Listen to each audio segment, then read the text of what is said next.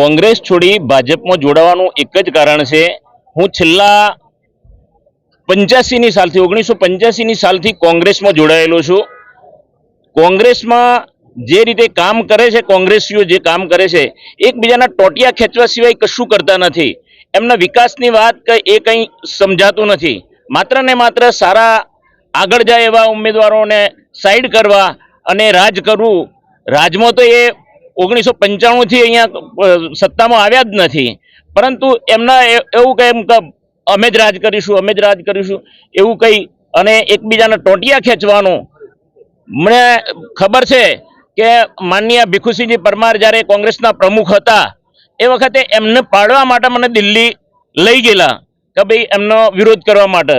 એટલે કોંગ્રેસની નીતિ જે છે એ નીતિ રીતિથી હું ખૂબ ત્રાસી ગયો અને પછી હું બીજેપીમાં જોઈન થવાનું સ્વીકાર્યું છે।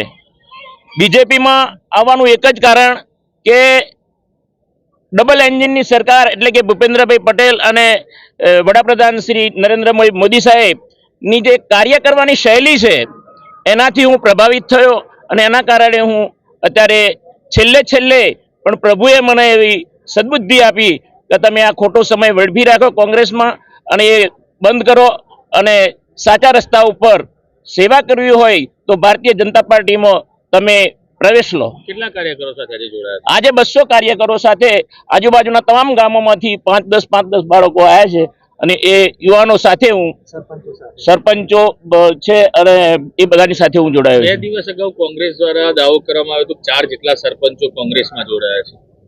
એ બિલકુલ ખોટી વાત। કોંગ્રેસના જે કાર્યકર્તાઓ જે ઊભું કરે છે એ બિલકુલ તદ્દન ખોટું છે। કોંગ્રેસના કાર્યકરોને કશું દેખાતું નથી। આજે મોડાસા તાલુકામાં રેલવેનો વિકાસ થઈ રહ્યો છે, અરવલ્લી જિલ્લામાં જે દવાખાનું થઈ રહ્યું છે, આયુર્વેદિક દવાખાનું થઈ રહ્યું છે, એ કોઈ વિકાસ આ કાર્યકરો કોંગ્રેસના કાર્યકરોને દેખાતા નથી, કારણ કે એમની નીતિ ખરાબ છે।